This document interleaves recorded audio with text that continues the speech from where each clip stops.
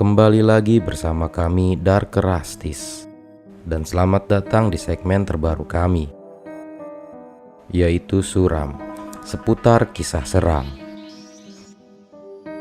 Di mana segmen ini akan berisi tentang cerita kejadian-kejadian seram yang ada di penjuru dunia. Pada video kali ini, kami akan menceritakan sosok perempuan yang bisa dibilang terkejam di dunia, hingga namanya masuk pada Guinness Book of Record dengan predikat sebagai wanita pembunuh dengan korban terbanyak di dunia, yang jumlahnya diperkirakan lebih dari 600 gadis muda.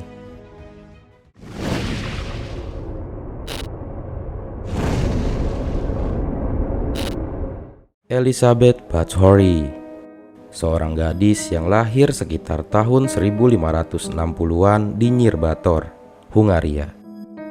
Terlahir dari pasangan Georges dan Anna Bathory yang merupakan bangsawan kaya raya dan salah satu keluarga bangsawan paling kaya di Hungaria saat itu. Keluarga besarnya juga terdiri dari orang-orang terpandang. Salah satu sepupunya adalah Perdana Menteri di Hungaria. Seorang lagi adalah kardinal, bahkan pamannya, Stephen, menjadi seorang raja di Polandia. Dia merupakan salah satu anggota dari keluarga terkaya dan berpengaruh di Hungaria pada abad ke-16. Para anggota keluarga Bathory yang sangat berkuasa ini menjadi penguasa tidak hanya di Hungaria, namun juga di Polandia dan Transilvania sebagai panglima perang, pemimpin politik, pendeta, hakim, dan pemilik tanah dalam skala yang sangat luas. Bahkan paman Elizabeth merupakan raja Polandia dari tahun 1578 hingga 1586. Namun dari semua itu, keluarga Bathory memiliki sisi lain yang lebih gelap selain dari segala kekayaan dan popularitasnya. Diceritakan bahwa salah satu pamannya adalah seorang satanis dan penganut paganisme. Sementara seorang sepupunya yang lain memiliki kelainan jiwa yang gemar melakukan kejahatan seksual.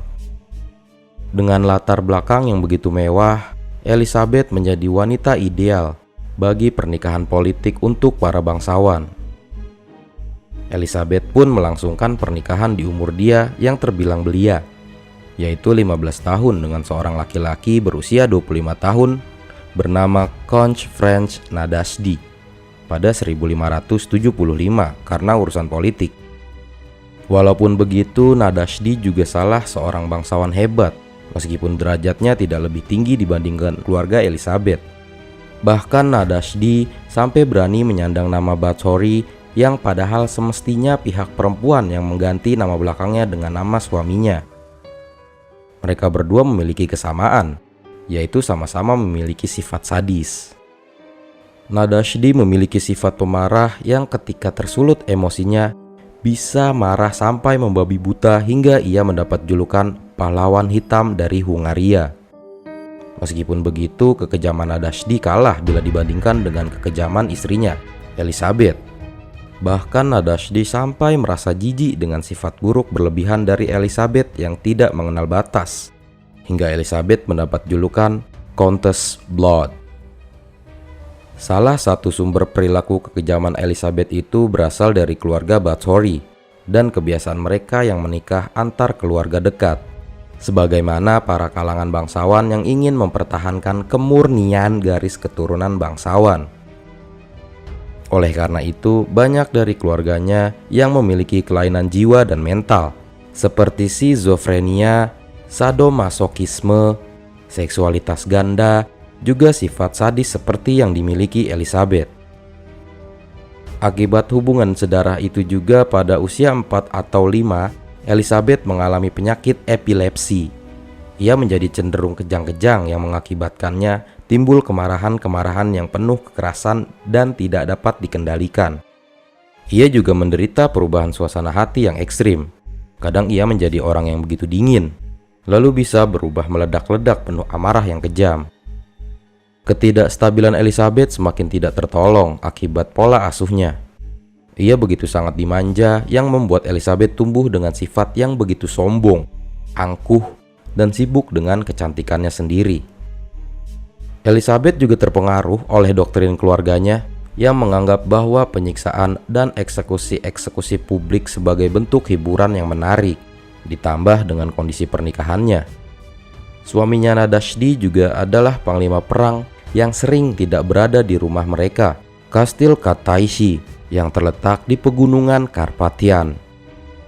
Oleh karena itu, Elizabeth sering menghabiskan waktu bersama bibinya Clara. Dia juga makin terpengaruh dan mulai menikmati kepuasan seksual melalui penyiksaan terhadap para pelayannya yang masih muda. Selain Dorca, Elizabeth juga memiliki 3 pelayan setia dalam melancarkan aksinya, yaitu Johaes, Ilona, dan Anna. Banyak bentuk sisaan yang Elizabeth lakukan terhadap gadis pelayan mudanya. Dia pernah menjahit mulut gadis pelayannya hanya karena terlalu banyak bicara, membugili pelayan, dan menaruh koin panas pada kulitnya karena mencuri. Namun tidak jarang juga Elizabeth menyiksa pelayannya hingga tewas demi kesenangan semata. Bahkan ia sampai mengoleksi alat siksaan juga, seperti penjepit dan tang yang dipanaskan sampai merah membara dan digunakan untuk merobek kulit, kerangkeng berpaku-paku untuk menusuk pada gadis hidup-hidup, dan besi-besi merah membara untuk memberi cap pada para korban. Kematian suaminya pada tahun 1600 juga tidak membuat Elizabeth kapok. Dia terus menyiksa para pelayan mudanya. Menurut sejarah, dia pernah melumuri madu di sekujur tubuh pelayannya, lalu menggantungkan korbannya di atas pohon hingga burung-burung mematuk daging tubuh mereka. Semakin bertambahnya usia, Elizabeth yang semakin menua menjadi semakin terobsesi untuk mempertahankan kecantikannya. Suatu hari, seorang gadis pelayan secara tidak sengaja menyisir rambut Elizabeth terlalu kencang. Ia langsung menerima sebuah pukulan dari Elizabeth hingga berdarah. Elizabeth yang terkena cipratan darahnya merasa kalau kulitnya yang terkena darah pelayan muda itu mengalami regenerasi kembali. Dan dengan kesimpulan pendeknya itu, dia mengira kalau darah dari gadis perawan bisa meregenerasi kulitnya. Gadis pelayan tadi menjadi titik awal kebengisan Elizabeth, menyiksa dan memukul para perawan dengan berbagai cara yang keji, dari memukul, menggigit, memutilasi, membakar, sampai membiarkan para gadis itu mati kelaparan. Kemudian 4 pelayannya pun diperintahkan untuk mengumpulkan darah para korbannya untuk dimasukkan ke dalam kolam mandi. Bahkan sesekali ia pernah meminum darah tersebut. Sering juga Elizabeth mandi dengan keadaan para korban sekarat digantung di atas tempat mandinya, dengan darah terus mengalir ke bak mandinya. Dengan jumlah pelayan perawan yang dia miliki terus menipis, Elizabeth tidak kehabisan akal. Dia membuka lowongan pekerjaan fiktif bagi gadis perawan desa untuk datang ke kastilnya dengan iming-iming menjadi pelayan keluarga terhormat. Tidak sampai di situ, Elizabeth yang juga mengira kalau darah perawan bangsawan lebih berkualitas. Dia sampai membuat sekolah etika dan sopan santun bagi para bangsawan yang derajatnya lebih rendah dari dia, demi mendapatkan darah gadis perawan lainnya. Elizabeth bahkan sampai membuat acara pemakaman agamis demi menghilangkan kerugian. Namun karena jumlah orang yang meninggal sudah tidak masuk akal, membuat pendeta menolak untuk memimpin acara pemakaman lagi. Oleh karena itu, banyak korban yang ditelantarkan dan dibuang sembarangan oleh 4 pelayan Elizabeth. Akhirnya, semua aksi yang dilakukan Elizabeth terbongkar, sebab ada salah satu gadis yang berhasil melarikan diri dan melapor ke pihak berwajib. Matthias II sebagai Raja Hungaria menyuruh Georgi yang juga sepupu Elizabeth untuk menyelidiki berita tersebut. Dan benar saja, Georgi yang langsung ke kastil Elizabeth mendapat banyak mayat tergeletak di setiap sudut kastil, mulai yang kehabisan darah di meja makan hingga terikat di tiang dengan tubuh banyak tusukan. Di penjara basement juga menyuguhi pemandangan mengerikan lainnya. Banyak gadis yang masih hidup, namun seluruh tubuhnya sudah dipenuhi tikaman, serta ditemukan pula 50 mayat gadis yang mulai membusuk. Dari bukti yang ada, total korban Elizabeth adalah 612 gadis, dengan korban pertamanya adalah gadis berusia 10 sampai 14 tahun. Ada hal yang lebih gila lagi yang dilakukan Elizabeth. Selama persidangan berlangsung, Elizabeth tidak pernah hadir dalam persidangan. Ditambah di zaman itu, seorang bangsawan tidak bisa dihukum dan diadili, yang akhirnya Elizabeth dikurung oleh keluarganya sendiri demi menjaga nama baik keluarganya di sebuah kamar kecil. Berbeda dengan Elizabeth, 4 pelayan dia dihukum mati dengan berbagai cara. 2 di antara mereka diputusin jari-jarinya lalu dibakar hidup-hidup. 1 di antaranya dipenggal dan dibakar. Yang terakhir dipenjara seumur hidup. Pada tahun 1614 dengan usia 54 tahun, Elizabeth ditemukan meninggal dengan keadaan wajah telungkup di dalam kurungannya. Gimana?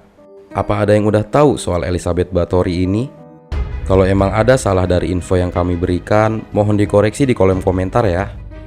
Dan kami menghimbau bahwasanya video ini bukan menjadi inspirasi bagi kalian melakukan hal yang serupa, melainkan sekedar hanya untuk pengetahuan. Semoga kejadian seperti ini nggak terjadi lagi di masa sekarang maupun di masa mendatang. Terima kasih bagi kalian yang sudah menonton konten kami, dan sampai jumpa di video kami selanjutnya.